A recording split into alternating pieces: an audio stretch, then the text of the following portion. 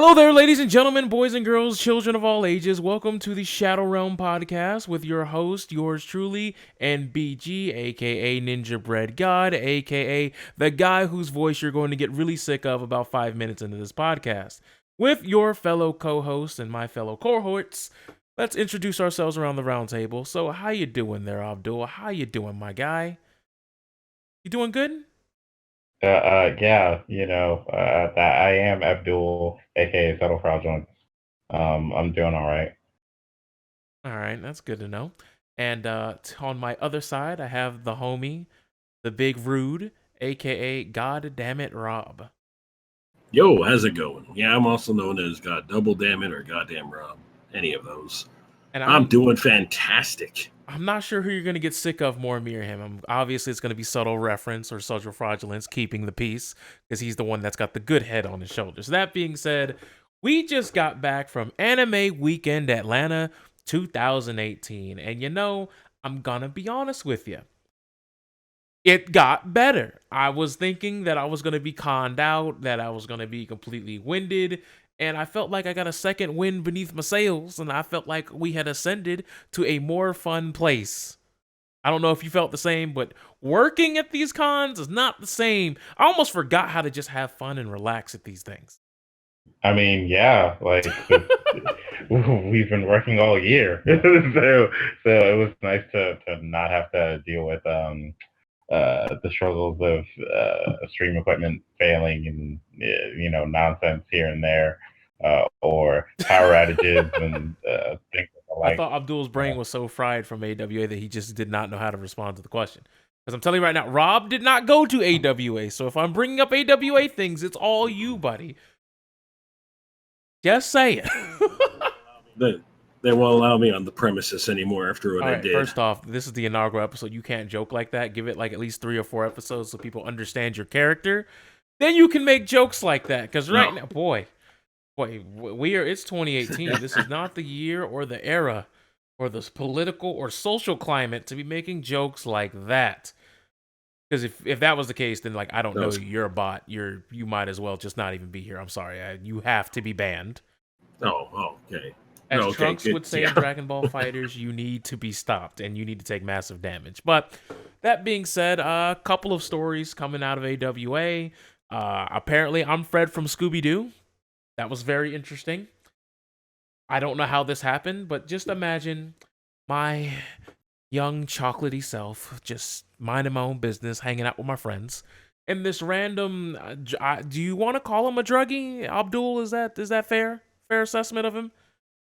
He was a plug. Okay, I just want to make sure because I know that's what he says he was doing. I know that's what he claimed, but I saw no money on that man. He didn't look like he was on the up and up, but most drug dealers don't. Now, the reason why I preface it in this particular way is because it's me and 4 of my friends, Abdul being one of them, and we're standing there just minding our own business trying to figure out what our next move is going to be at the con. This dude comes... He did pull out product at some point, though. So I have to give him that, but we'll get to that in a second. So he pulls up and he's like, "What's going on, dudes? Man, I'm really enjoying what you guys got going on over here. Y'all got that Scooby Dooby vibe. Like the Scooby Gang. You must be Fred, right?" And I'm like, "What's happening right here? Like." This is the most odd sales pitch I have ever heard. He's just accusing a bunch of black lads and one Armenian lad of being somehow the Scooby-Doo gang. I'm just not understanding what's happening here. So then he looks to our Armenian friend and he goes, "Oh man, you must be Velma because you look smart." "Yeah, you Velma, huh?" I'm like, first off, all right, you're not going to disrespect the people over here like that. But if you want to fill out and join our group, we are taking Scooby applications. So if you want to be our ruffled dog, go right ahead. And he was just like, "Yo, man, see, I knew he was quick with it. That's why he's Fred." And I'm like, he didn't hear a word I said. He's gone. He's in his own sauce. I know that the saying goes on the street, don't get high off your own supply. But this dude he was in the stratosphere. Forget Cloud 9, forget Cloud 10. This man was on Cloud 18. He's doubled up. He's deep in it. So anyway, then he pulls out and he says, "Yo, man, I got the edibles." And what it looked like Jiffy cornbread mix. Edibles. which I thought was a very strange thing, a very peculiar way to do it. But the cornbread looked burnt. Now look, I don't partake, but as someone who doesn't partake, I could look at that and be like, yo, that's no one's paying for that. And if people are paying for that, it's because they didn't think anybody else would be stupid enough to sell it just out in the open. Because keep in mind, this was in the Galleria, which tells me that there's a huge security risk because no one's checking these bags. There's not a bag check in sight. I'm just saying, AWA, that is the one con you could just walk in. Because think about it, SubtleFraudulence, like, think about this for a second. You could walk in there with like a real sword. Nobody checks you from there to the game room to upstairs to the art guy. Like, there's no searches like that. I don't even think there's a weapon check.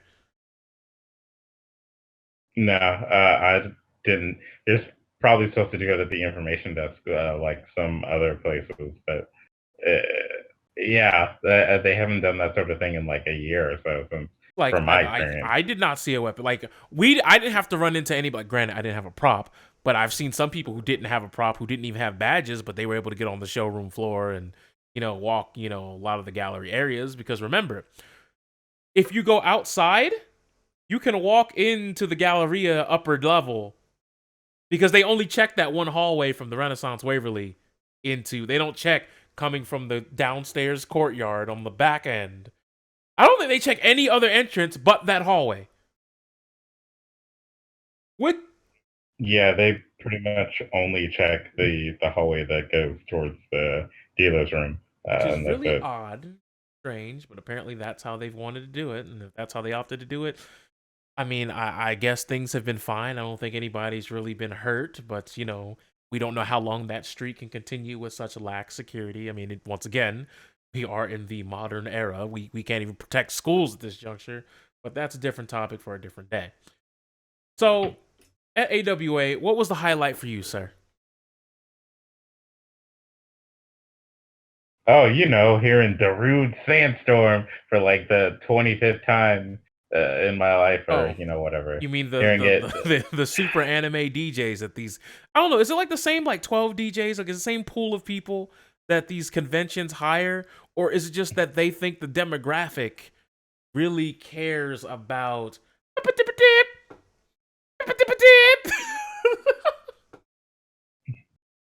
I think it's the same dude every year because it's always the same. Well, from what I heard, the AWA rave, like the first DJ was vomit.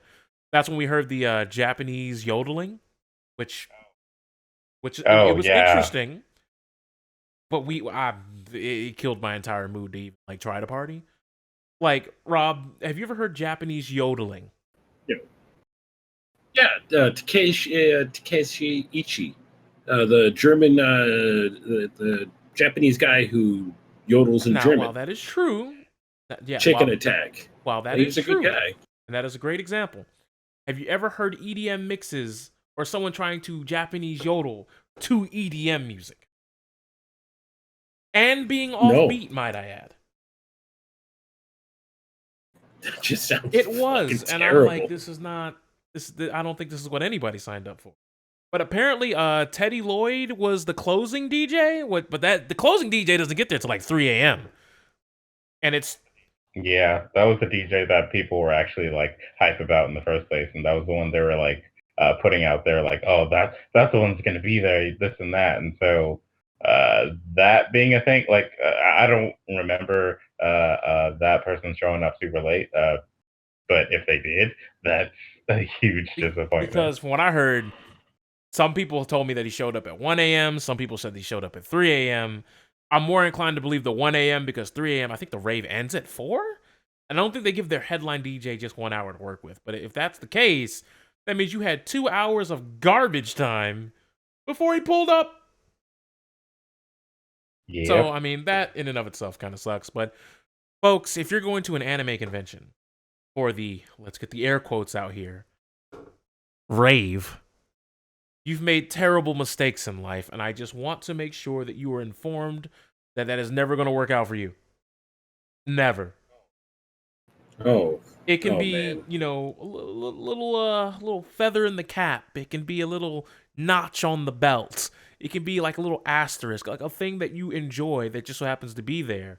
but you cannot treat it as though it's the main event. Like, if you came here to the rave, if you came to AWA for the rave, like you thought the rave was gonna be some crazy, super nth level, super rave with the best DJ, like you've completely oversold what you're getting out of this package. I almost feel bad for you, but your own lack of intelligence and intel makes it comical. Sorry, I have to say it. It was pretty much par for the course. I don't think we've ever been to anime rave where we just said, "Yo, this is it." Like, even a good anime convention or comic book convention, air quotes once again, rave, is not even as good as a half decent, regular, unaffiliated with a convention rave. I don't think anyone's going to disagree with me on that. Oof. Ironically enough, Imagine Festival was the same weekend. Really? So, Well, that yeah, I didn't know. A lot of people who decided to go to that instead, well, they had the time of their life, apparently. I told you, man. Oh, that's really pathetic. Well, how's it pathetic? I want to hear this one, Rob. Yeah, to go to, like, I mean, here's the thing. Like, if we're talking just raves, right?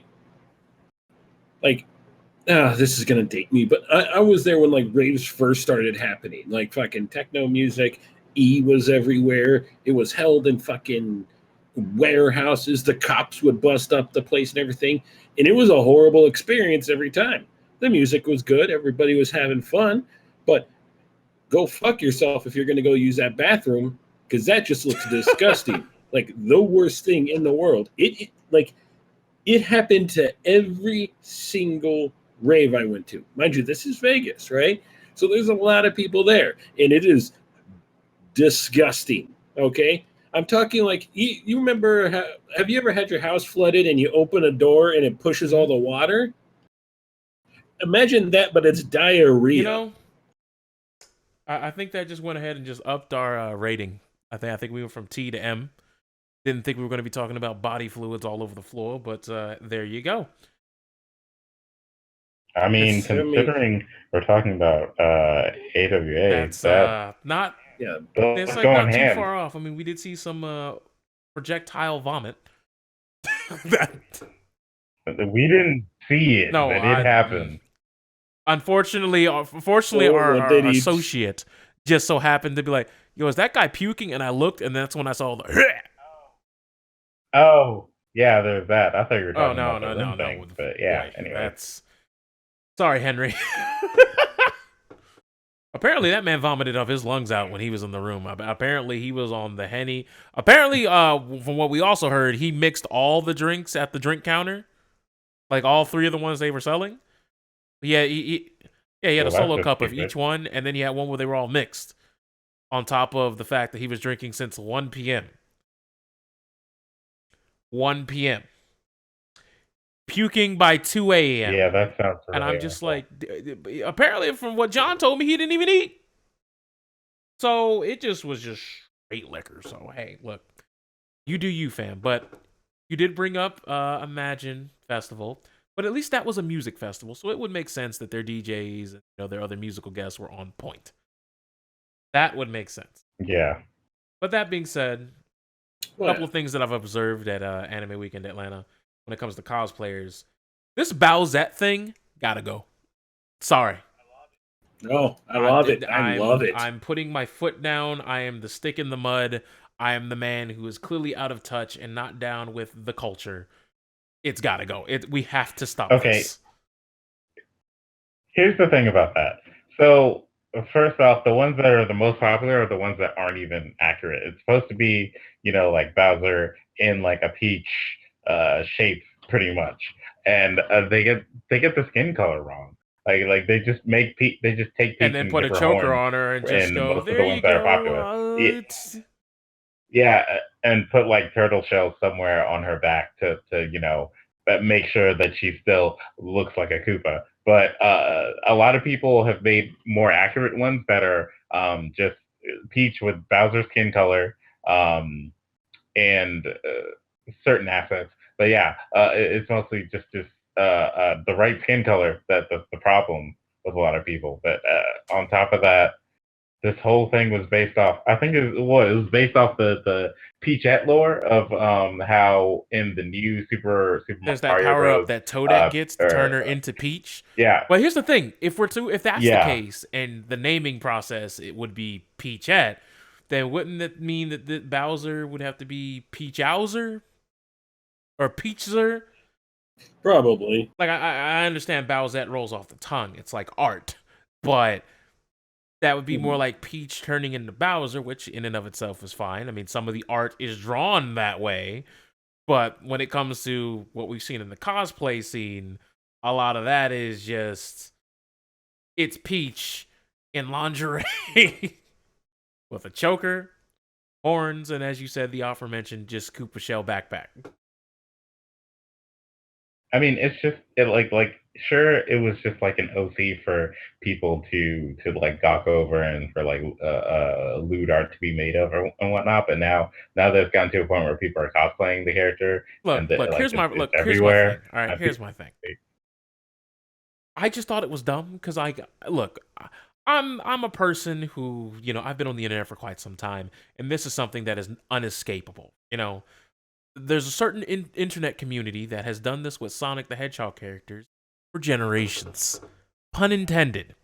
And what we know about them is that furries, if it exists, they will make it lewd. Do we really have to start lewding the Mario characters?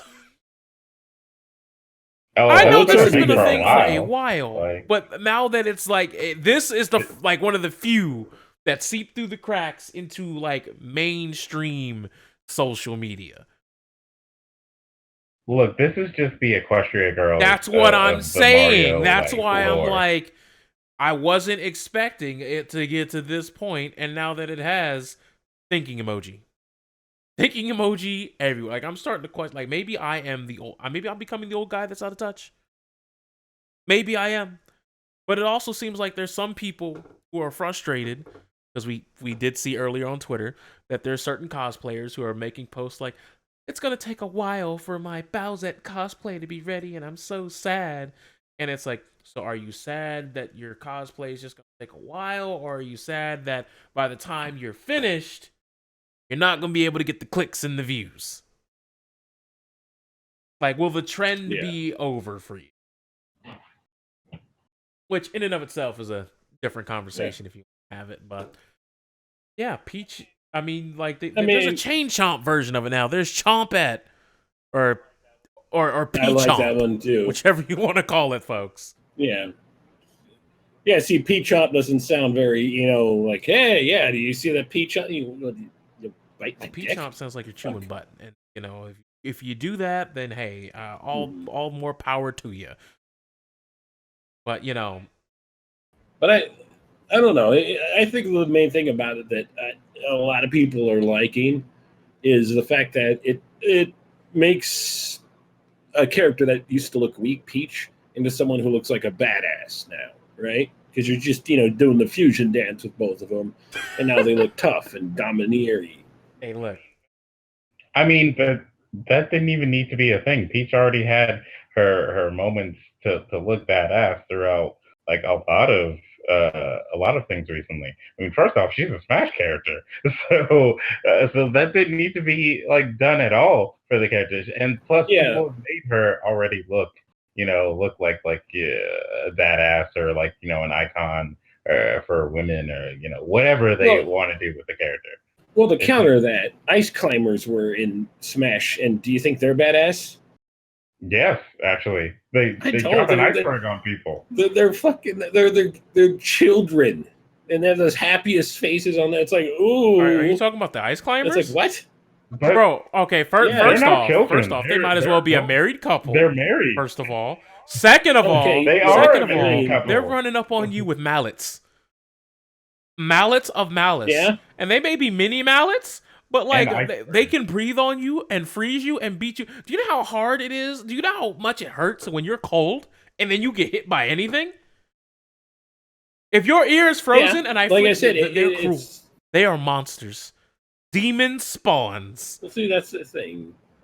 Is like if we were to even say that they're badass for just being in there, it's one thing to be like, okay, I'm a badass cute fighter like Pikachu or some shit, right? But when you have like the air about you that you're just like this villainous or this like domineering character like Ganondorf and Bowser, where it's just like, that you should be afraid of them because they're evil. You have not seen the Peachettes I have seen then, or the Bowsettes. That's what I like. Because the ones I've seen, they look like docile creatures, like they wouldn't hurt a fly, and they look like they're there to be hurt, and that leaves a whole lot to the imagination, I'm sure. I get the ones I've seen are just like her stepping on. All right, that's that. You look for different things, I can tell. Yeah, no, those are not what I have seen. I'm sure they're out there. I'm not weird. What we're not about to do is dispute that. I know what the artist community is like. I'm just saying that has not been the archetype of Bowsette that's been flooding my timeline. That's all I'm saying. I think it'll die for me. Like, the interest and the liking of the pictures is when they start doing the like inflation. Please. Because then it's just like, all right. I can't even press F to pay respects hard enough if you're going to bring up. That's a big oof right there. That is a big, gigantic, colossal oof. And once you start doing inflation stuff, that we have problems. Every day we step further into the shadow realm and farther away from God's light. Okay, that's that's what inflation is. Oh, we'll leave it there. But speaking of Smash Brothers, Bowsette for Smash. No? It would be a cool concept, but not. No, I wouldn't want that either. So I definitely wouldn't want to see Bowsette pulling out, any of the Koopa kids out from under the old turtle shell there. Not sure I want to see Bowsette giving people the ha-cha hip check. I'm not sure I want to see any of that. But that being said, since we're on the subject of Smash, I'm sure you guys have heard by now Chris Taylor, the Super Smash Brothers fan who was battling cancer, who passed away. But Nintendo was like, yo, you got cancer, have long, that sucks. So what we're going to do is we're going to give you the good old-fashioned tip of the hat, and we're going to let you play Smash Ultimate early, pre-release build. I don't know if you ever got to play with friends, who knew him, or if he just had to play by himself and, had like non-disclosure agreement where it was him and his family that could play. I'm not sure the 100% legality behind all that. But I know they were able to bring the game to his house, allowing him to play the upcoming title. If you got to play with friends, that would be really cool. Yeah. I'm assuming he did if they brought it to his house. Yeah, he got to play with friends. They brought it to his house so that he could actually play with his friends. And the story is that he had already given up. He had already was just like, I know that, cancer is going to take me soon. So I just want to be at home when it happens. So then he sent in the whole wish of I wish I could play Snake in Ultimate. And so Nintendo caught it super fast and was like, we're going to give this guy his wish as soon as possible because he doesn't have that much time left. And so they brought it to him. He got to play with his friends. He got to have a really, really great time. And they took a picture of it, had made a moment of it and whatnot. And then this week he ended up passing away. But he got his wish right before he passed away, which is amazing on Nintendo's part. That's great. Yeah, I like it when companies do that. That is a great outreach. So, R.I.P. to Mr. Taylor. I'm sure he was a great guy. Had friends, obviously had a close-knit nucleus of family. Nintendo helped him out. It's a real good feel-good story. I mean, it's bittersweet, obviously, given the actual ending, but it's definitely a good gesture from Nintendo. I know everybody who's sick, you can't do it for everyone, but it's nice to hear that the story was there because it just goes to show that sometimes video games is all some people want. It's nice. It's peaceful. It's not always about, crazy politics and weird narrative spin stories. Sometimes it's just good people want to do good things for other folks. But as we're talking about good things for other folks, how about we talk about the other side of that coin and talk about bad things for some folks? We had to bring you a bittersweet story to hit you with a story that's a little bit more crisp on the dark side. Telltale Games. Like, can we just get like a small moment of silence here? Like, how does that happen? Right? Like, isn't that not like, is that bizarre to anyone else but me? It's bizarre just to you. Okay, so there's actual graphic that's going around now of their sales and like how they've been doing with each game they've been putting out, versus like the timeline of these games that have been coming out, things like that. And they've actually not been doing very well with most of their games that aren't The Walking Dead. And even The Walking Dead games, I believe, what is it, season 2 and on, they didn't sell as well as they would hope. That's why they put out other games like the Game of Thrones one, Guardians of the Galaxy, Tales of Borderlands, all that other stuff to kind of like stop. But here's the thing, I get that, but here's the thing that like when I said bizarre, like I didn't mean like, is this shocking? What I'm saying is all the things that have happened with it. Like let's think about the business model that they have chosen to pursue in the Telltale endeavors. They go and get out these really big, huge licenses for these really, really huge, gigantic, humongous IPs. Walking Dead. During the high-pitched fever that was Walking Dead. The TV show, obviously the comic, but in its heyday, that's when they decided they wanted to come out with this game. They also got Batman, and as you said, various other high-profile IPs that are obviously going to fetch a pretty coin. But you got to remember, if you're going to be getting all these IPs, you have to be able to move units, especially when, they released their Batman game within, like, Batman fever. Like, you remember the Batman heyday of Arkham and, Batman everything. I mean, it was kind of riding the coattails of, the Dark Knight movie, like that 2007 to like 2013 period, that 6-year sweet spot where it was just Batman, Batman, Batman, Batman, Batman all the time, 24/7. You couldn't get enough of it. However, all that being said, when they released that game, there's one thing that I don't think a lot of people at first really considered a problem for Telltale. But you got to remember, we are now in a console generation where we have DVRs and recording devices and capture cards in the box itself. So when these games come out, watching a Let's Play pretty much gives you 97% of the experience of playing the game yourself.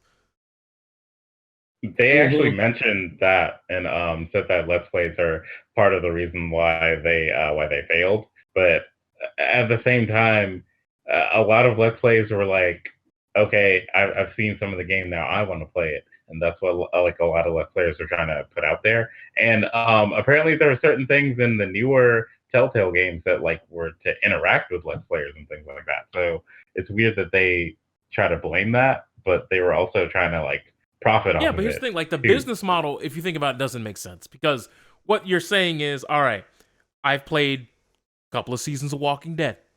For the most part, when they say, oh man, your decisions really matter, they do this thing where they kind of like bottleneck you at the end. Like there's certain strands of the plot that are mandatory to happen. It don't matter if you shoot this person in the kneecap, you kick this person off a building. It doesn't matter if you save both of them. Somehow, some way, if the script says this character dies here, it didn't matter if they died in chapter 1, 5, or 11. They died. And they streamlined the ending, which obviously makes sense because if you're going to have a sequel season and subsequent episodes, they're not going to be able to have like 4 different beginnings because then they would have to make 4 different storylines that branched into other storylines, which could only happen in that storyline in subsection 7E if Kenny lives here. But if Kenny dies, then you got to have subsection 8F. And like there's too many paths that you would have on a truly every decision matters type of game if you're trying to tell an episodic type of thing. Which in and of itself, obviously, like... that would be really hard to do. Well, see, that's the thing is like, even I was talking to Main Event, and he had a completely different ending in one of the games than I did. And Morg had a different ending than both of us. And so we started the third season all from different points, but it was still the same thing in the beginning. It's just how we got there was different. Because for me, fucking Kenny lives, and I walk away with Kenny. Yeah. And for main event, he stayed at the compound, and Kenny lived. And Morgan shot both of them, and she left into the protective place. But you see how the story does end up bottlenecking to the point where, like, they all, like, you went separate directions, but you all eventually get funneled to that point where it has to be. Otherwise, you know, they'd have to tell, like, basically their own Infinity War with time loops and all this other hot gobbledygook nonsense in order to get the plot out there. And that was another reason why they failed, because people were starting to catch on to that formula with their games. So a lot less people were excited about their games, especially when you have games like Wolf Among Us, where I know from my experience, like I had no idea that game had anything to do with the original, like, you know, Disney princesses and their like original lore with the Wolfman and things like that, until I actually saw people playing the game, because they didn't put it out there like that. They just kind of said, oh yeah, you're this wolf guy and it's a Telltale game, play it to find out what it's about, you know, that kind of stuff. So unless it was like an IP that people knew about, most of their games just kind of flew over people's heads. And like even Tales of Borderlands, people don't really care enough about Borderlands story to want to play a game that's only about the Borderlands like story, without having, you know, the Borderlands gameplay that you're traditionally used to seeing. And I think that's why the Batman game couldn't sell that many copies, because, I mean, don't get me wrong, people love Batman. But people who wanted to play video games loved Batman Arkham series and just various Batman games, you know, even the Bat ones, even the Batman Beyond game. We remember you. It happened. But, you know, they would rather have like a combat system as opposed to Selena must know this pain is not mine. Like, you yeah.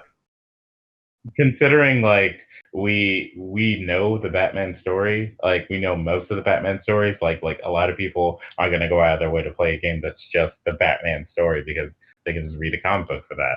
So even though apparently Tales of Borderlands and the Batman Telltale game were both like some of the best ones that they made, a lot of people don't know that because they're just like, I'm not interested in playing a game. I was interested, but I watched Let's Players play it. And by Let's Players, I mean normally just walkthrough videos where there's no commentary. And I was like, wow, this is just like playing the game. Because what is the game really? Quick time events, moving your stick to choose a direction, and looking left and right while you strafe in certain areas for the most part. That's mostly what you're doing in these games. Now, that being said, if you've played The Walking Dead and you bought the first season and the second season, and you're like, man, I can't wait for, like, you know, year 3. I can't wait to see Clementine's story end. But there's all these other games of other IPs, and you realize, all right, maybe I'm getting kind of burnt out. These are kind of all the same. Maybe I don't need to be spending $20, $40, $60 just to get these games when I could just watch somebody play it on YouTube, get the exact same story. It's exactly fine. And I could spend this $60, $40 on some other game on PlayStation Network, Steam, whatever, what have you, right? But the thing about all this that I wanted to bring this to was, I don't know if you guys have heard. Telltale came out and said they're going to try really, really hard to make sure Season 3 becomes a reality. And you see these, a couple of journalistic sites out there saying, yeah, man, it's going to be great. The Telltale's really going to go the extra mile. They're really going to try to get it done. Like, that's a positive, like trying to spin it as a good thing. It's like, are we not going to talk about how much of jerk-offs these people are for laying all these people off? Like, are we just going to ignore that? Well, the thing about that, too, is that other developers have already come out and been like, oh, yeah, we're going to have this lunch for the people who got laid off, or here's a list of companies that are looking for developers since you guys got laid off, because apparently this is such Oh, it's a common common thing in the now industry with the because industry. I mean, So you've heard about EA, like EA, well, in the past 3 years, EA has gotten 2 class action lawsuits against them for how they've been treating their workers. And like, yep. I understand that sometimes, things are rough, especially when you have big projects with deadlines and dates and things of that nature. But we are at a point now where come on, like Telltale, like the way they went about it, like apparently they've been talking to these these employees, these contractors have been working not only overtime but double overtime, triple overtime, giving up sleep. Wait. Pause. You actually mentioned another thing that's messed up about it. They were really employees, but they got screwed in the sense that Telltale just considered them to Yeah, be that contractors that's that I was getting to instead. that. Like they're like, oh no, you guys are contractors, and like it's a very at least I heard this in EA's talks, but it's pretty much just either you put up, you shut up, or get out. Like that's basically what it is. Either you work this job and you work these slave hours, you do this slave labor, you donate triple, quadruple overtime where you're working 85, 90 hours a week, and they didn't get extra pay. That's the part that shocked me. Like, no, you're contracted, therefore it doesn't matter how. Like, all right, for those of you who don't know how contracting works. Contracting, depending on the contract, obviously it varies, but for the most part, it's we don't care if you do this 500 hours of work in 10 days, 50 hours, or not 10 days, obviously, but if you were to have like 500 hours of work to complete this job, if you're contracted to do it by, let's say, December 1st, they don't care if you use all 90 days from here to December 1st to do all of it, or are they that you spend the last, what? Instead of 90 days, spend the last 20 days trying to cram 10 hours of work, 20 hours of work into all 20 of those days, which would only equal 400 hours. But you guys get what I mean. They don't care as long as the work is done by the date. They don't care how you do it. So the way they spun it was they hired them as employees, but then they wanted to treat them like contractors, like, oh, we don't owe you any overtime because you signed up to create this game by the shipping date. Which is fucked. So it's like, oh, yeah, I know you normally are used to working 30 to 40 hour weeks, but sweet pea, crunch time's coming up. So you're going to work 90-hour weeks for the next like 3 or 4 weeks without extra pay. But like, I need to sleep. You can sleep at the office. But like, why would I sleep at the office when I have bed at home and I gotta take care of stuff at the house and I still gotta pay bills. So like, can I get that overtime? And Telltale Games looking at you like, nah, chief, you're on your own. It's over for you. Welcome to the Shadowrealm. Like that's literally how they treated them over there. It might as well have been Yami Merrick sitting there with his Millennium Rod telling them, nah, man, this is how it's going down. It's over for you. There's no help. There's no help for you there. And it sucks. It really sucks. Yeah, and if you bought the season pass for this last season of Walking Dead, you just lost your money. like that's it. They're not going to give you a real ending to the game, allegedly, and you paid for nothing, pretty much. Yeah, they've taken it all off of all the storefronts, like good old games or GOG and Steam no longer have it. There's still reports coming out. Like there's a report that was written a couple hours ago, 6 hours ago, where they're saying, hey man, isn't it great that they're trying to like really finish Walking Dead season 3 like with I'm like, no, it's still awful. You can't just basically say, nah man, y'all trash, get out, we'll try to finish it, and then take like the proceeds of it with a much smaller roster because you cut everyone else. But here's the other thing. Not only does this affect The Walking Dead, didn't they have to cancel like the new The Wolf Among Us and Stranger Things? Because they promised a Stranger Things game. I remember that. Yeah. Once again, all of that is canceled. A relatively expensive IP if they're talking about Stranger Things, because that thing was like a super hit on Netflix. So, yeah. I mean, I don't think people understand how expensive it can be to buy licenses for super expensive shows. and IPs and stuff like that. But yeah, it can get very expensive. And if your games are not selling on top of being, then you're already in the red, and that's not a good look.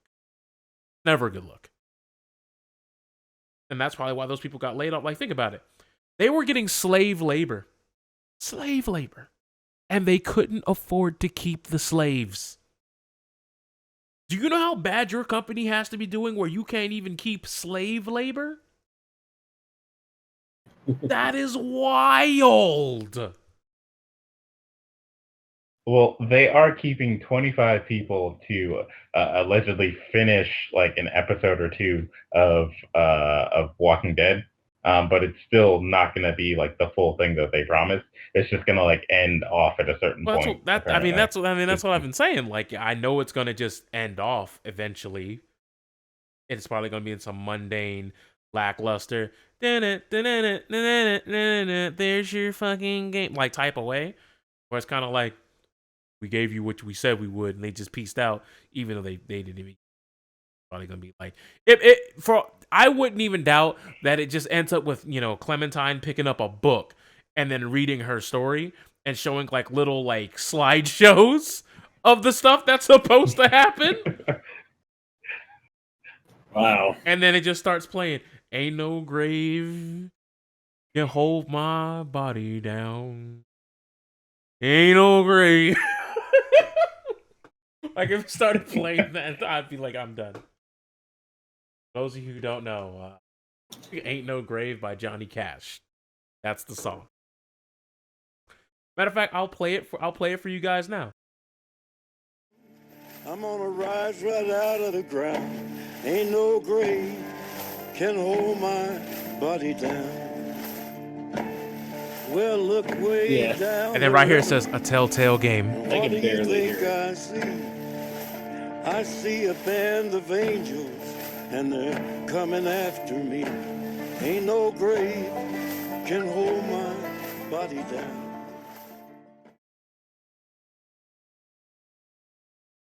And that's when the credits would just start rolling right there. Like, it's legit be over for everyone right there.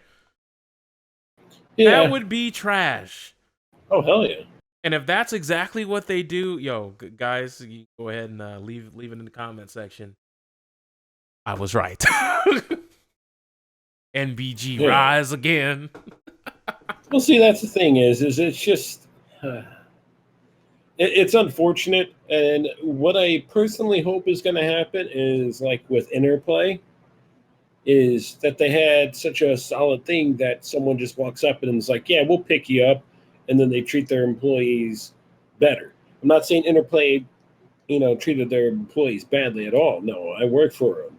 And yeah, that was an awesome job. I loved it. But what they did was scumbaggy, and we need someone to step in and pick them up, even if it's somebody else, Yeah. Just not EA.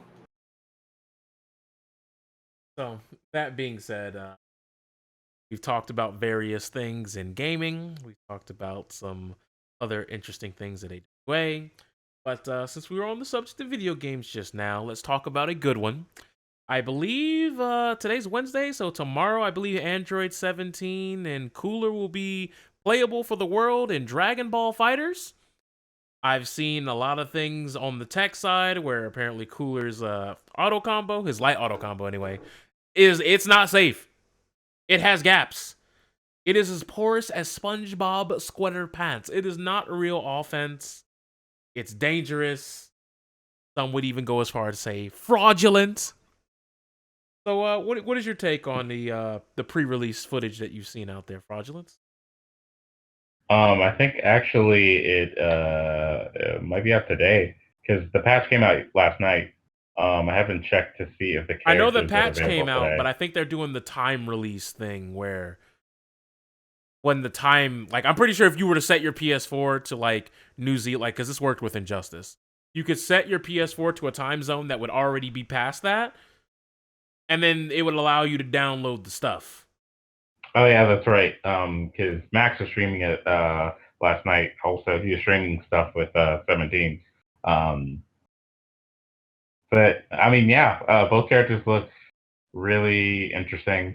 Max made a good comparison about Cooler, that he's um, a lot like Broly, except he's not like unconventional like Broly is. Because one of the main reasons that people like complain about that character is that he's his combo routes and things like that are like really really unconventional. So you And a have to lot of play his him. stuff is jank. He has armor, and you just have to like play him not like a regular Dragon Ball character to get certain things with the character. So it just doesn't translate too well to the gameplay for the game itself. His 2H doesn't translate to nothing. Let me tell you that right now, right? You're off the rip. Again, unconventional to Dragon Ball. But yeah, with 17, he's gonna be really good. He's gonna probably be a problem. He's got Rekkas, which are really good. They combo into each other. His shield, you can like mute around the shield to get a blast off of it. He's got a super that has projectile invincibility because he's in the shield when he does the super. He's got a lot of really good tools, and he has regular combo routes and his own special combo routes because of the Rekkas. He's got feints from the Rekkas. He's got so much going on for him that he has a he'll wall be jump, from what I'm being yeah. told. Yeah, he has a wall jump, and you can cancel the Rekkas into the wall jump also. So he's gonna have a lot of options, and he's gonna be a really interesting character to see once he gets fleshed out later on in the game. I think that's interesting just because, come on, man, the real MVP of the Tournament of Power has brought his swagger. Now, not just his character, his swagger, his debonairness to the battlefield in DBFZ. But speaking of swagger, speaking of things that look cool and have a nice aesthetic, that new stage, though. I'm all about the new stage. I don't know if you've gotten to see any footage of it, but the new stage, the stage is available spicy. now. It is. Okay, I'll definitely have to delve into that later on. I haven't touched Dragon Ball FighterZ since we got back from AWA. Sorry, the way that tournament was ran, I didn't want to touch Dragon Ball FighterZ for at least a week. I mean, do you want to talk about that tournament now? All right, I mean, we might as well. So since we're on the topic of Dragon Ball, I think I told Rob about this a little bit. But so at AWA, as we all know, typically conventions who are running their own tournament and don't have anybody contracted out to run the tournaments for them, just like, standard, anime convention affair.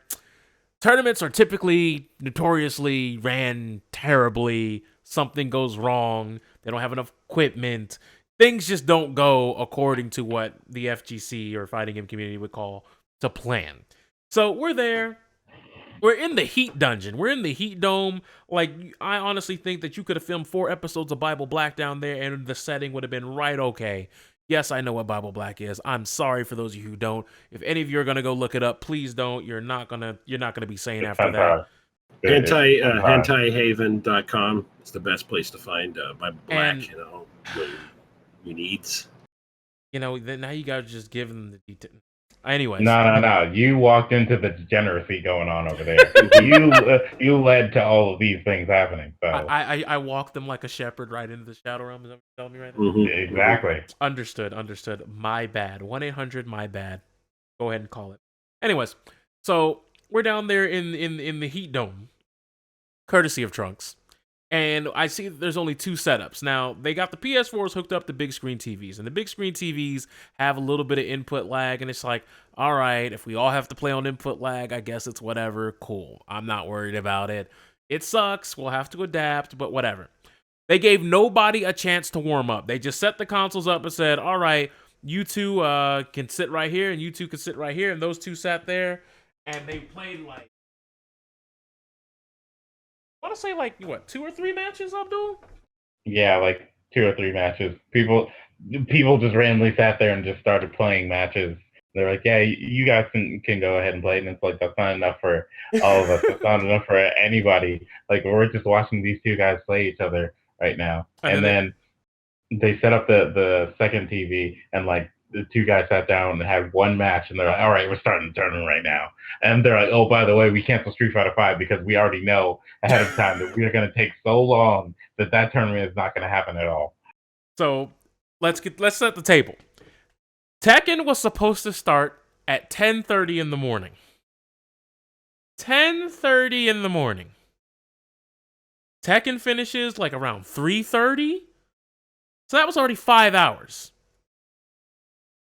I think they ran Blaze Blue Cross Tag Battle at the like I think Blaze Blue Cross Tag started at like 2:30 or 3 o'clock because I think they just finished right before Dragon Ball. Yeah, Dragon Ball was supposed to start at 4. It didn't start till about 5:25. Mm-hmm. About an hour and a half late. All right. Sucks, but whatever. So, as I said, no one gets to warm up outside the two people who got to sit at setup 1 and then like the half game that these other two got in on setup 2. So, it's a 30-man tournament with 2 setups in Dragon Ball. Double elimination. All right, this could take a minute. Now, for those of you who don't know, Anime Week in Atlanta is a great con. It's great to have fun. I wasn't planning on donating my entire Saturday to a fighting game tournament. I'm sorry it wasn't going to happen. So, Likewise. we sit down. The first round of matches goes by. Whatever, cool. It's like 95 degrees in this sex shop. All right? I'm sweating beads, and I hadn't even played yet. So I play my first match, and I get completely washed in round 1. Round 2, really close. I end up losing. I think his team was Hit, Base Vegeta, and I forget what his third character is, but I hadn't played the game in a few weeks. I was trash. I was complete rubbish, and I caught the hands. I'm in the losers bracket. I'm like, all right, I'm in losers. Whatever, it's cool. So we couldn't see the bracket because they didn't publish the bracket, and the bracket was not online anywhere. It was on this little offline laptop that was over there, and no one could take a peek at the bracket, which usually would be fine. It's an anime convention. I don't think anyone's going to sweat about it, right? So then they said, all right, we're going to run losers matches a little bit later, but we're going to finish winners right now because they wanted to run all the way through winners, then run all the way through losers, which is very unconventional. But hey, if that's really how you want to do it, I mean, I guess I can't stop you, right? So what ends up happening is there's 2 monitors that have been sitting over there the entire time. Not big screen TVs, 2 gaming monitors. And someone just points out, can we use those monitors? They said, all right, sure. They plugged up setup 1 on the monitor 1. Boom. Setup working, crisp gameplay, no more input lag. Boom, we're ready. Setup 2. I see a flash of white light when they're trying to plug something in. Then they try to get what looks like jumper cables, and I see them come over there with compressed air. So either the monitor or the PS4 blew up, and they couldn't troubleshoot which one it was. So we figured, all right, it'll take them like 3 minutes to figure this out and get something, going. We waited for 27 minutes. 27 minutes! And in that 27 minutes, setup 1 finished their match. But because all hands were on deck trying to fix this one monitor on monitor 2, nobody called a match. And since the brackets weren't online and weren't published anywhere, we couldn't say, all right, you play this guy as players. We couldn't just run it ourselves. But then they did call a match, but it ended up being another winners match, which they didn't need to really do at all because most of the people who were waiting for losers. At this point, they were calling like round 3 winners matches for some reason, and they hadn't called like any like round 1 losers matches. Yeah, like they hadn't called any of that at all. And like, keep in mind, only 5 matches have been played right now. Because what they were doing, they weren't running down winners all the way through. They were running the first 2 people in winners, when they won, they'd run their next match. So they ran like the top left portion of the bracket. And then they were going to run the middle portion of the bracket. Then the bottom portion of winners. Like, you see how that doesn't look right? So yeah, like 45 minutes go by and we just said, all right, screw it. So we left. Keep in mind, we left and it's like 6:45 now. So we were there for like an hour and some change, like an hour and 20 minutes. It was supposed to start at 4. Started at 5:30. We left hour and a half in, about 6:45, 7 o'clock. We left. We went to go enjoy our con. All right. So the game room is in the Galleria, bottom floor. So we were gonna go to look at one of our homies' photo shoots. I was walking by, and I see the game room, and I look in there. They're streaming top 4 on the little big little display area in the theater room. Top 4 of Dragon Ball. It's 11:45 at this point when I walk by. This tournament has been going on for 6 hours.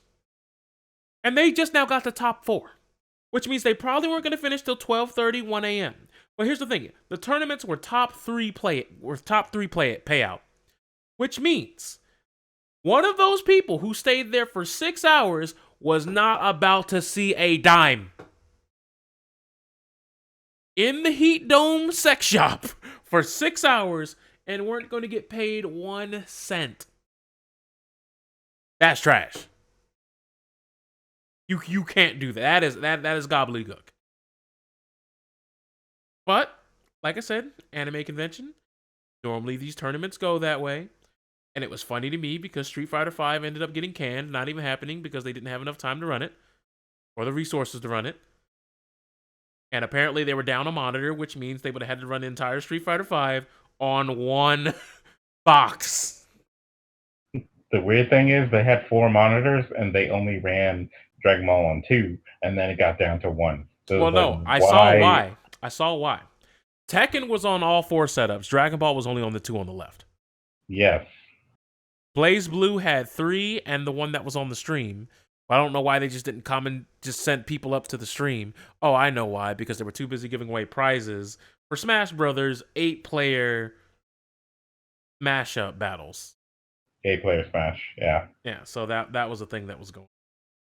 But yeah, it also, by the way, most people were sitting on the floor because they only had about 7 chairs. Most people were standing up. As I said, if you were sitting down, you were sitting on the floor or you were standing up. Because they only had 7 chairs. Keep in mind, 25, 30-man tournament. Plus, some people who didn't enter because they're friends with those people, those 25 and 30 that I just mentioned. Or parents because their kids are in the tournament. Yeah. And in the 95-degree heat dome was not the best atmosphere or environment, let me tell you. Honestly, I would have rather had the tournament outside than in that room.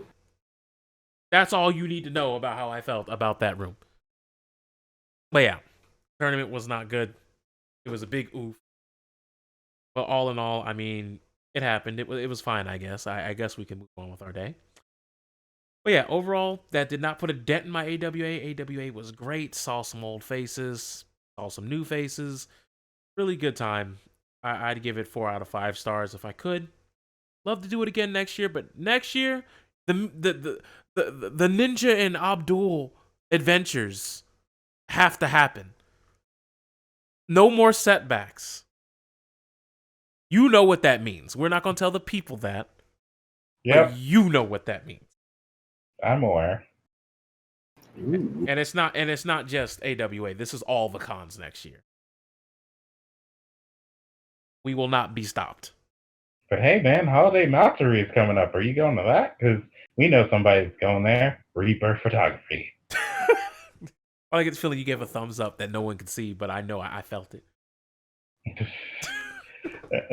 He asked if anybody wanted to go, and someone was like, how much is the pass? Even just for one day, how much is the pass? And he said something like 40 or 50, and then I thought about it, and it was like, oh yeah, it's 40 or 50 for a pass, okay. But you also have to pay for the hotel, which he said was like 107, which I'm like, oh, that's a good price for the hotel. Yeah. But then I thought about it, and I was like, but most people are flying there. So it's either you fly or you drive or you take a bus, which is the worst option. But either way, the travel to Florida from here would be another like $50 to $100 if you get yourself a nice deal somehow. So yeah, you're spending like at least $200 and some to go to this con. And after AWA, no thanks. You just don't want to go. Nah, I mean, I'd go, I'm done but for the year. I'd go because it's in December, but at the same time, it's like I don't know if I don't want to drop that money around Christmas time, you know? It's around the same time that Smash Ultimate comes out. Yeah, I it's like believe. it's a So there's a lot of things that are happening in December that I think a lot of people like. If you just want to go to a convention and to get crunk and just like get lit at, like a holiday matsuri is definitely right up your alley. yeah, have fun. But at the same time, it's like it's December. That's my birthday. Some things I'd rather do with the house. You know? Not saying it's always best to be a homebody, but I've been to like, 10, 11 conventions this year? I think I've earned it. I think I've earned it now. I'm done for the year. I'll see you all at SeishunCon 2019. We will kick off the new year in February. Big facts, as far as I'm concerned. Since we don't have to work it anymore for the rest of the year, yeah, I'm done until next year. It's time to chill and lane. That's all I got to say about that. Besides, I think driving to Orlando is it's not bad. It's a 6-hour drive. Yeah, I don't get why a lot of people aren't driving. Like, I don't get why they're not driving. A lot of people I'm hearing who live in Georgia or are going there are like, yeah, I booked my flight. You know, I'm gonna pay for a flight. But it's like, why not just drive? It would cost you less money most likely. Now, it would make sense. I could understand why people wouldn't want to drive if we had to drive all the way down to Miami. But Orlando and Tampa, the both of those are doable. Yeah. Even though Orlando's like, more 7 hours and a half, but if there's two people in the car, one of you drives for 3 hours, one of you drives for 4, then you just flip it on the way back. Yeah, just carpool. Simple as that. It's just 6 hours, Jesus. Yeah, like it's not like honestly, you don't even need to switch drivers, but like yeah, exactly. Like you got to remember, people are sad when it comes to driving. There's some people who I can't even trust to drive for 23 minutes. Like let's not try to act like people can't drive.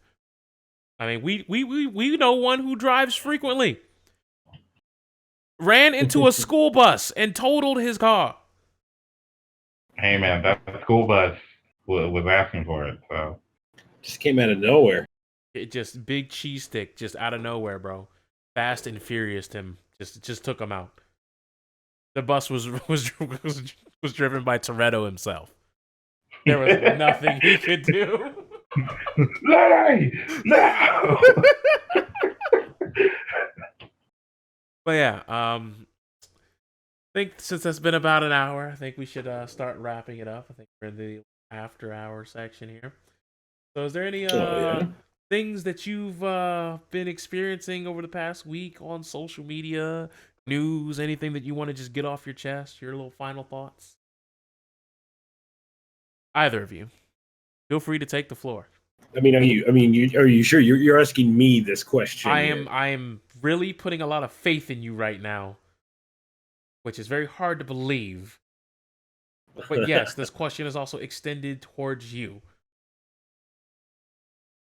I'll let Abu go first. I mean, I don't really have much. I've been staying off of social media actually. I'm just trying to. Well, it doesn't have to just be social media. I just mean like anything you saw on the news, TV, like a show that you watched you thought was pretty dope. You want to throw out to the people. Well, I can talk about tons of shows, but like first off, did you hear that apparently Lil Pump said that hot Cheetos put him in the hospital? What? Oh, God. Yeah, I was like, I pulled up Twitter and it was like, oh yeah, what's going on right now? So it gives you that list of articles, and one of them was literally Lil Pump says that hot Cheetos put him in the hospital, and I just. What do you say to that? know. Like, what do you do? Yeah, why? How? Like, what? Like, if they're not good for you, don't eat them. First off, if they're good for you, why are they putting you in the hospital? it's hot Cheetos. I honestly, I'm gonna be honest with you, I didn't think it was that deep. I didn't Yeah, hot know Cheetos. that I needed to fear the Cheeto. They're not that hot. Like they just taste good. Yeah, they do. I like the handicap hot fries better. Yeah, because like I said, I wasn't aware of how real the situation had occurred, but apparently, yikes. You sure he's not just allergic to something that's in there? He just didn't know about it. That would be hilarious too. God, yes.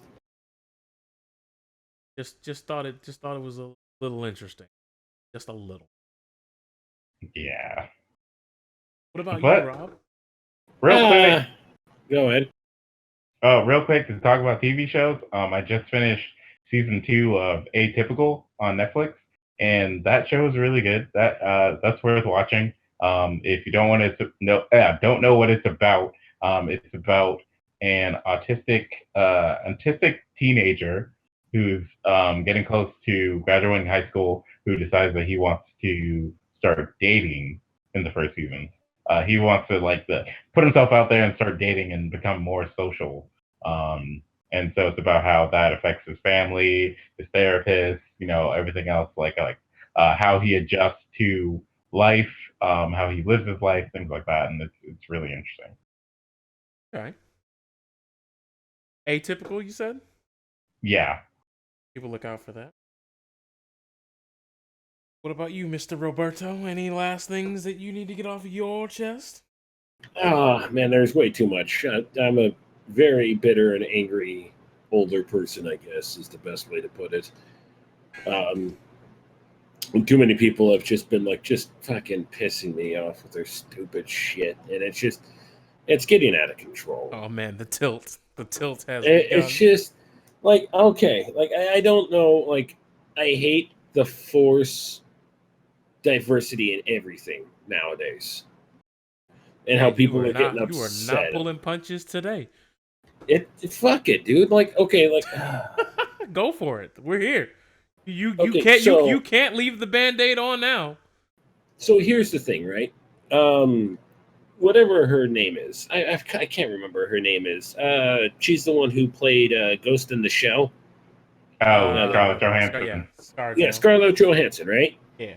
So Scarlett Johansson was going to play this transgender female mob boss, right? Twitter had a shit fit. And so she had to say no to it. Okay.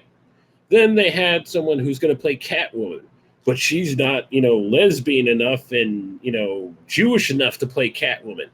So, what? No, seriously. Wait, wait, hold on. That was Catwoman? Yeah. Yeah, Catwoman. Huh? And, like I said. Wait, what? Yeah, let me find her name. God, and this woman's hot too. She was in John Wick 2. She was the girl who didn't talk. It doesn't make sense for people to freak out about that. I mean, one, Catwoman. You talking about Ruby Rose? Yeah, Ruby Rose. Oh, you're talking about Batwoman. Batwoman. Okay. All right. Yeah. Okay. Batwoman. Okay. Now I know what you're talking about. My mistake. Batwoman. That's what I said. Okay. I was like, Catwoman getting a movie? What the fuck? Wait, people are saying that Ruby Rose isn't good enough to play Batwoman? Yeah, because she's not lesbian enough. That doesn't make sense. I didn't know that. I didn't know there was a baseline power level on your lesbianism. Exactly, right. And she played a lesbian in a TV show already, though. That is bizarre. But go on. I'm pretty sure you were trying to make a bigger point here than just this. You're okay. So I'm all right, cool, right? It's stupid. This is all incredibly stupid. It's fucking borderline retarded. But then they're like, oh yeah, with the new Witcher series, that person who's white? Yeah, no, she's gonna be black. And if you say anything, you're a terrible person. And I'm like, wait. So we have a character here who's white, and we're gonna change her black. That's okay. But we can't have Were they saying that about Siri? Yeah. Yeah. That doesn't make sense. But my thing is we're supposed to be okay with that. but we're gonna fucking shit our pants because Batwoman isn't Jewish or gay enough. Like, what? All right, so Like, it makes no sense. Here's my entire thing on that. Right, I am an African American male. Hello, guys. What's up, fam? Just wanted to put this out here real quick. Wow. Okay. What do you mean, wow? Okay. Racist. You didn't have to insert that sub fan there. All right. Come on, man. Wow. That's just, Wow. All right. Look, Someone read. Look, we read an article earlier that said 100 words. It was a whole chart with diagrams on the words white people can't say, and it was words like lit, bam. Okay, but like, who was that written by? That's not a reputable source. I think it was written by an Asian woman, which was interesting. But we'll save that What? for another episode of the podcast. Trust me. God. Anyways, Anyways, as for me, I don't mind the whole diversity thing. Like, if you want to be more diverse, sure, that's great. Like, champion that, own that. But you shouldn't really go about it in a way where it feels like we're going to make this character black just for the simple notion of black people who may not have cared about this might be interested in that. Like, don't try to use it as like an urban demographic marketing tool. Yeah, don't force it. If it feels natural, just like do it. And this is the thing I was trying to talk to a few people about. Like, you can do it well enough that nobody will care. Like, look at Miles Morales and Peter Parker, right? Both are Spider-Man. Peter Parker, he's straight, he's white. Miles Morales, he's black, he's gay. Nobody gives a shit, right? They like Miles Morales for his story, for who he is, and they're both Spider-Man, right? They didn't change Peter Parker into a black gay man. That's the good way to do it. For the record, though, Peter in that universe was dead, so they just used that as an opportunity to even then, change. like, you have the the Ironheart storyline, where Tony Stark passed the torch. I know what you're talking about. Yeah. So I mean, like, you have that where it's like, passing of the torch. You're given the mantle. Well, maybe not the exact same moniker, but the mantle else. And bada boom, bada bing, they're doing their own thing. But it's still your thing. Again, but it's another character who might as well be dead because Tony's in a coma. Yeah, but so they just killed off the original character to replace them with the new demographic character. But people complained, and so they brought back the original characters. Like Peter Parker is also in the same universe as Miles because of the whole Secret Wars thing that put all the universes together. So universe where Peter is alive, we merged with Ultimate Universe, and now they're just together, both Spider-Man, stuff like that. Yeah, the Ultimate Universe is garbage. It is. Okay. I think a lot of the alternate universe like storylines like really deflower their tension when the minute you bring alternate universe into the fold. Like, don't get me wrong, there's some stories that need to be in an alternate universe, like Gotham White Knight, or like something like that, where it's not necessarily something like that. Like, you could tell like different stories or whatever. But like, I'll give you a fine example. The first Injustice video game. Mm-hmm. It started off with a speech from Lex Luthor, which basically was like a metaphor for this is an alternate reality.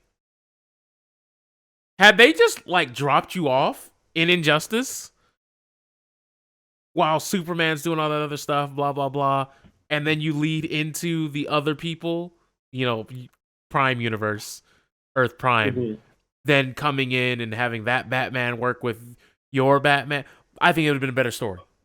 The story could have been the exact same. Well, actually, there was a comic series that came out before the game to let aware. you know what's going on, so that you didn't get blindsided like that. Oh, trust me. The game didn't blindside you. The game was like, here is the heavy fist. Here is the heavy fist. Here is the Did you get it? We hope you got it, because like we chewed it up, put it in applesauce. We blended the applesauce to an even finer liquid, and then we forced it down your mouth with a funnel. if You you forgot did, about Death of the Joker first, though. yeah, that's true. But I mean, let's be honest. The way that went down, we knew it was an alternate reality at that point. Yeah, but I mean, like, here's the thing: DC has the fucking cavalcade. They have the ultimate amount of different universes. Their shows show it, their cartoons show it, their games show it. Everything shows it, right? Mm-hmm. And in Marvel, it's really, really, really hard because it's like there's only a handful. One of them is the zombies, which nobody cares about. The other is the Ultimate, which is garbage. And then you have 616 or whichever the one, the normal one, right? 616. Yeah, 616. And so it's like you don't have too many different things. And of course, you also have the What If series, but that's just its own thing. So they don't go as crazy with all this different shit that DC does, right? But Marvel can. Well, I mean, they did go into like the crazy realm recently with Secret Wars and Spider-Verse, but yeah. I get what you're saying. Yeah. But yeah, you understand where it's not like, and But with DC, like they can have like just a one-off 12-issue run of a random superhero in a completely different universe in a super isolated case that is never touched on again. Which is fine. DC like rewrites their things a lot. Mm-hmm. Like yeah, they factory reset a lot. Yeah, like with New 52, they factory reset that now with the what is it? The new event where Wally comes back, and that causes the thing because it's like, oh, where was Wally during Flashpoint? And him coming back set off a new rebirth. That's what it was.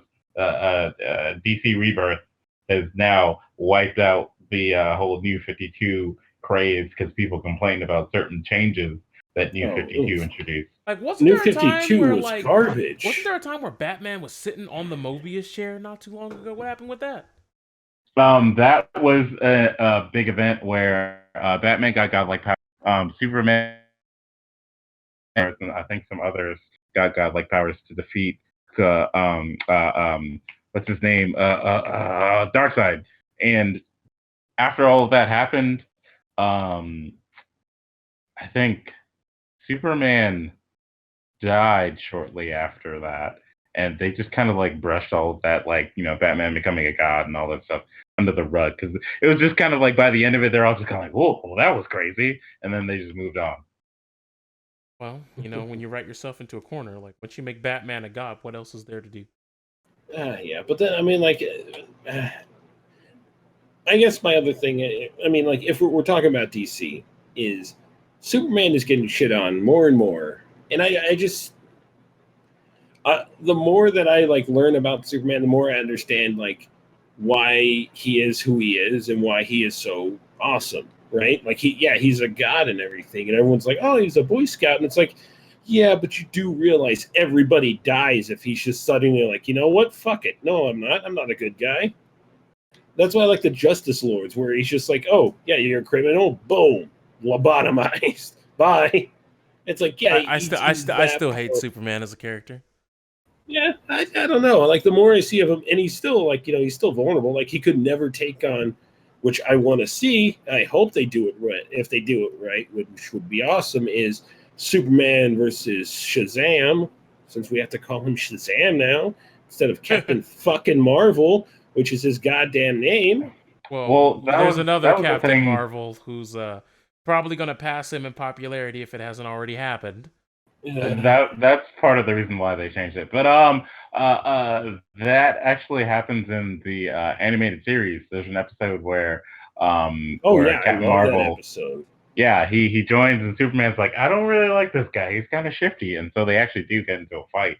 But that was the good thing is about that episode. It was you have a 13-year-old boy who's looking up to Lex Luthor. And Lex Luthor's like, yeah, I'm trying to, build and become a good guy. And Superman's like, no, I don't trust him. He's Lex Luthor. And so they end up fighting. So they end up fighting for a good reason. And it's actually really humbling for Superman because he beats him. And then he's just like, oh, my God, I just beat the crap out of a child. It's not What even have I just that. become? It's that whole when Captain Marvel, when Billy, Mhm. I'm gonna call him Billy. Fuck it. Billy. When There Billy you go. walked into the I don't want to call it the Justice Court, but he walked in there with all the senior members. It's like, this is what y'all are now, huh? I thought it was innocent till proven guilty. What happened to that? You guys used to be my heroes. And like he gave him like the whole speech, and even Batman's like, he's right. Yeah, and that was such a good. That's why I have to say DC animated has Just fucking always knocked DC it out animated should just write the live action movies. There, I of the said park. Exactly. Like, do you know how badass Justice League would have been? Instead, we got that fucked up, stupid movie. Oh, shit. Oh, it. We'll save that for episode 2. We could talk about Justice League for hours. no, we could talk about DC live action movies. That's for- a whole segment on another episode. Because you've been sidetracked. We were supposed to be talking about your diversity point, which we have super gone off the rail. Yeah, but like I said, it's just stop trying to force it. If you let it come naturally, it'll be much better. I agree with that. What about you, Mr. Fraudulent? I mean, at first it made sense in certain things that were just like, oh yeah, since we have the chance to remodel this character, we're gonna do it, and we're gonna make them appeal more. Even to, in like, that case, that's fine. I don't mind that if you just you make. I'm not done. I'm not done. Okay, I'm sorry. You're right. You're right. My mistake. My apologies. So it started off fine, but now it's gotten overboard with things like let's cast Starfire as a black girl in this new Teen Titans show that's coming out, even though we didn't tell them that the show itself is just going to be really bad. So you don't have to worry about her diverse casting, because we're just going to make her power set look really weird in general. And we're going to put some weird stereotypes on her, but whatever. Then there's just things like the Ruby Rose thing with Batwoman. I don't see any problem with Ruby Rose being Batwoman, but people are expecting her to be some like super powerful like icon or whatever, and I guess they're saying that they don't think Ruby Rose is that. But okay, can I say something real quick? Have you seen John Wick 2, man? Can I say something just real quick? You said Ruby Rose, and my brain legit thought of the goddamn cross tag character playing Batwoman. Yeah. That's better than what I thought. And I was thinking of, what's his name? Oh my God, he was in Fifth Element. Ruby Rod. Oh, I know who you're talking about. Yeah, I know who you're talking about. Okay, but yeah, like I said, if we make it natural, it's fine. And it's just you could have just said stop Chris Tucker, trying to. But Chris Tucker, but like, and because I was talking to a few people who are transgender, and I was like, "What do you feel about this thing where they, pretty much bullied a woman from taking this role?" And they're like, "Well, it should go to someone who, knows what to do, right? Like who has that lifestyle." Mm-hmm. And I was like, "Oh, okay, all right." And I was like, "So should we have fired Randy Quaid from Independence Day 2 and hired some actor who had really been abducted by aliens?" Or some person that was really abducted by aliens? No. All right. Wait, hold on. For that point, people are saying that they should get someone who actually is transgender because they don't really have as much representation in media right now. They're not getting the roles right now. Like, people see like one or two getting some good roles in some good shows, but that's not like, that doesn't mean it's a common thing now. So they're saying if this is going to be about a transgender person, you should get a transgender person to play the character. Just like, hey, if this documentary is going to be about a black person, get a black person to play the character. But you do understand how that could be not the best thing. It's not going to get sales, and that's all movie companies care about. See, that's the thing. You're bringing it from a sales perspective, and if you're talking about from a sales perspective, let's face it, folks. Sales don't care about anything about the human emotion. Mm-hmm. So what they're saying is, like, they have a point saying, "Hey, look, we have like no representation." we just trying to make sure, like, if it's one of ours, can't we just get that one? That's basically what they're saying. But then again, that comes back to, so should we just have someone in any movie where it involves aliens? Should we just have that one fucking guy with the crazy hair in every single movie? Since he knows everything. Here's the thing. Check this out. You ready? Ready? This is why I don't agree with your assessment. You're trying to equate transgender people who are abducted by aliens. Now, unless the aliens have got the best active camo in the world, I'm going to assume there's more trans people than there are people who have been abducted by aliens. Incorrect, actually. Oh, word? Yep, it is incorrect. Did you know that you are 15,000 times more likely to believe that reptilians people control the entire world than to be a transgender person? Where did you get that stat from? Oh, believe me, I've been doing research on this because you're gonna have to link me some stats on that. All right, hold on. I mean, we're about to bring this podcast to a close. I'm not trying to get into a nuclear discussion right here, but what I'm saying to you is, like I said, it's good. Well, even from a sales standpoint, that would get them sales because, one, the representation is right, so people are actually looking out for that more. Two, Scarlett Johansson over an actual transgender person would get people to not watch the movie. So if they get someone that's known, or they get someone that's not known who can put on a good performance for a good story, it'll get sales. It also depends on who's doing the marketing. It depends on the company. I don't even know the company that's doing the movie. Well, of course, they have to make sure to do their jobs. But yeah, now's the best time for that sort of thing to get sales. Like representation when it comes to the LGBT community, LGBTQ plus community, that's the thing that people are talking about now. That's the thing that's getting sales. So from a sales standpoint, that would still be a better decision than Scarlett Johansson. But that's the thing, though. Ever since she left, what happened in the movie? Who knows? People only cared about it because of the drama with Scarlett Johansson playing the character. It's gone, unfortunately. I would rather have a big Hollywood actor talking about this and showing this side of it than nobody. And that's the thing is the people who make the movies, they only care about money. If you were to bring some no-name actor who's a transgender, they're not going to risk it. Lost the time. Exactly. They're not going to risk it because they're going to be like, no, we're not going to make any money off of this. But if you had anybody else, like you had someone who's a great actor, who people are just going to go to see that actor, it'll actually get the message pushed as well as make money for the people. So it's a win-win.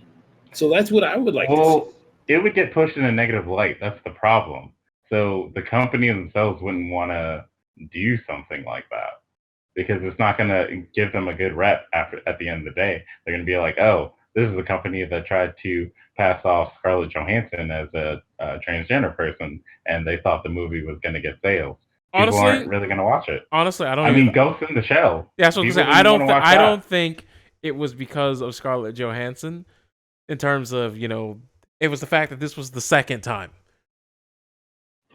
Like, people were already tilted about Ghost in the Shell, which I don't, that's the one where I didn't think there was a problem at all. Yeah. Because, I mean, she's like a cyborg android, type thing. Yeah, I mean, I didn't watch the movie. I didn't want to see the movie. I watched it. If you were to take an oldie, right? Like Tu Wong Fu, right? Mm-hmm. Like, that has some A-list characters. Are any of them like that? No. But they still played it, and they still got the movie into a cult status. People still watch the movie. People still love the movie, even though they weren't that. That's the thing is like Birdcage. Robin Williams is not gay, right? But he still made that movie. He still got that movie promoted. He still got people to watch the movie and slowly accept gay people. Yeah, so it doesn't matter. Those are both from a different time period, though. We're talking about now, not back then. But yeah, no, like I said, I'm just going with what we have evidence with. Like, what about Generation? Oh God, that horrible show, that cartoon, Generation Z or Z or whatever they wanted to call it. Remember that? Where their promotion was, we're going to have the first God, that takes me trans, back. the first trans actor in the lead role, right? And people are like, oh, okay, so you have someone who speaks from personal experience. What happened to that show? It fucking bombed.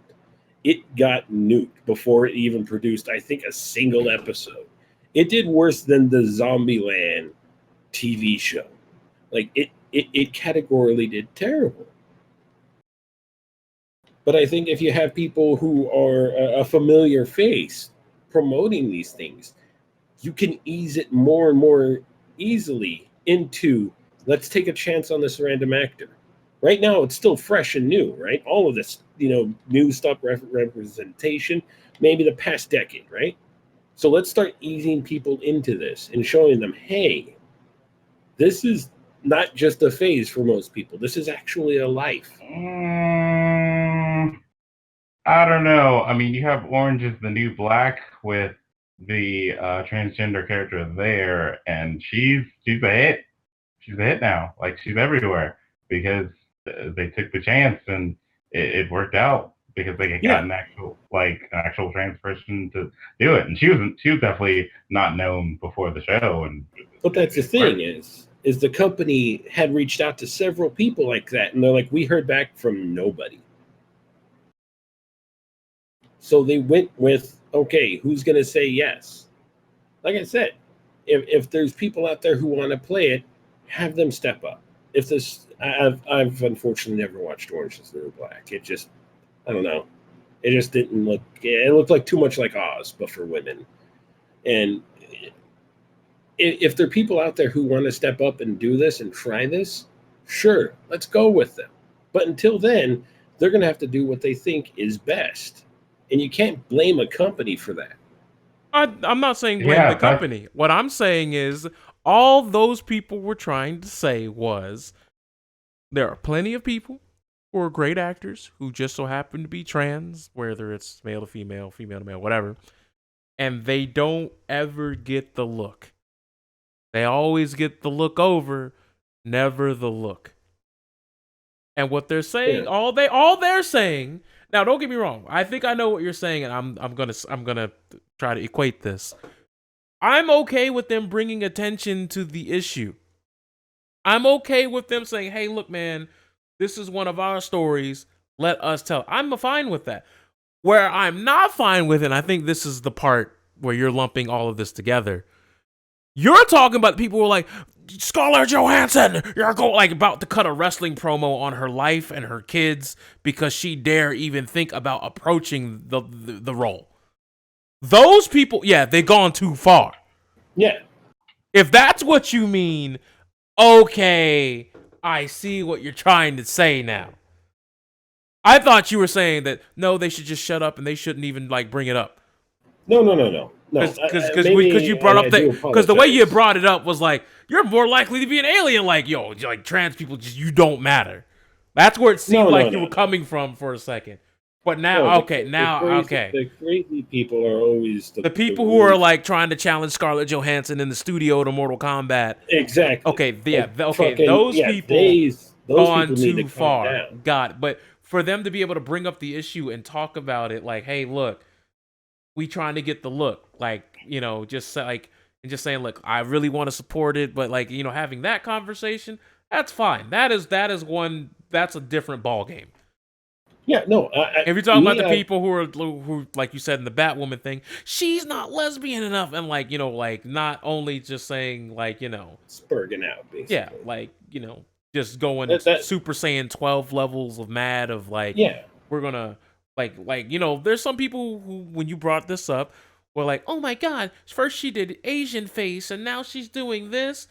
I'm no longer they're gonna boycott the Avengers and stuff. Well, we know they're not gonna do, but saying wild accusations anybody who works with her is blacklisted in my book. All right, we're going a little bit too far. Exactly. Like I said, there's always room for discussion and there's always room to talk it out peacefully, right? And the thing is we didn't see any of that when it came with her. When it came to the Scarlett Johansson thing, it was just fucking all just firebomb her, ban the company, and boycott this and do that, and she's just like, wow, this is causing a shit ton more problems than I need to deal with. Like, it was basically Scarlett Johansson better step down, otherwise she's canceled. Like, it was over for you. Exactly. And it's just like, no, you don't do that. Because what they had effectively done is, since they pushed her out, the movie's dead now. It's dead in the water. And it sounded like it was going to be a pretty cool story. A fucking transgender mob boss who was a woman who became a guy. You know what? Yeah, I'll watch that. But now it may not ever be made. Because, you need the funding. You need this, that, and the other, right? Yeah, I'm just glad that we got the discrepancy. Oh, it's no problem. I do apologize if I triple my own words or anything like that. It's just... I just want to know where you was coming from, because you seemed like you was really trying to get into that part of the conversation. I just wanted to make sure.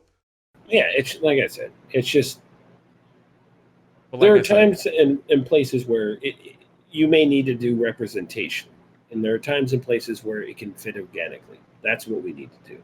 Yeah, I agree with that. We don't need to fucking cram it down your throat. We don't need to, make Bernie and Bert gay. We'll save that for another discussion, because there's a lot I want to say about that one. Yeah. And we don't need the after hour segment to be longer than the main portion. All right. Okay, but yeah, that's my own thing. I guess my closing thoughts on the whole thing is this. If you're getting upset because you feel underrepresented and everything, just let the story be told and imagine yourself there. When you're reading stories of Hercules and the Odyssey and Edgar Allan Poe and all these other classical literatures, did you think you were being represented? No, I didn't. My man said represented. Yeah. You mean represented? Yeah. Represented. Whatever. But you know what I mean, right? Yeah. And some of these are the greatest stories. Did Romeo and Juliet, were you any of those people? Did it apply to you? It was just a good story. I don't think they had any big homies in that story. No, they didn't. Maybe more Mercutio. But you gotta remember that they definitely made sure to make sure anybody who wasn't those races wasn't able to read the language anyway. Yeah, but that's something little bit different. Way back. That's story of the times. Like, now that everyone has a voice, I do think everyone should at least be able to come to the table of representation. I just don't think the changes need to be necessarily arbitrary all the time. Like, it would be weird if they're like, hey guys, we're remaking Ed, Ed, and Eddie, but the characters are black now. Yeah. It's like, why? Like, it'd be like, no, but only one of them is black now. Like, instead of like Eddie's just black now for just some reason. But then you would then get into the part where, of course, the black guy, the one they made black, is the one that scams people. Because that's what they do. Racist. That's what they would do. Yeah, they're also making Buffy black now. Huh? You know what? Buffy the Vampire Slayer. You know what? Things to talk about next time. We could just go on for did you days. know that? No, I didn't hear about that. Okay, Buffy the Vampire. Right. Wait, no, I do remember that, because I remember Anita Sarkeesian came out and said that that's not what she wants. I do remember this. Yeah. And it was like, but Anita, this is your entire argument. Yeah. Against and that's why video games. Delicious. No, okay, I do remember that. But yeah, that's gonna do it for the Shadowrealm Podcast inaugural episode. Told you we would get into some nice real homie talks. Mm-hmm. I don't think anything's too taboo to be on the podcast. But yeah, no, if you have any disagreements with anything that was said on here, you can address Rob, me, or Mr. Fraudulence, aka Abdul himself. I'm gonna get a shit ton of hate mail. No, you're gonna get a shit ton of hate mail. Yeah, dude. Rob, how dare you, say that I said this? You don't understand the plight. Look, all right. Look, there's a special spot in purgatory for me. There's a special. I'm going to hell. Yeah. You're going to like real hell, like hell. Like real, like real you know how they hell. got jail. You going to hell. Yeah, I'm going to like true Catholic hell. Like the just only person the who's worst thing in the universe. The only person getting saved in this rapture is Mr. Fraudulence over here. Yeah, he's a good guy. Oh, okay. Just okay. All right, Saitama, I hear you over there, Chief. Yeah. But yeah, tune in again next time when me and the boys hit it off, and we will catch you then.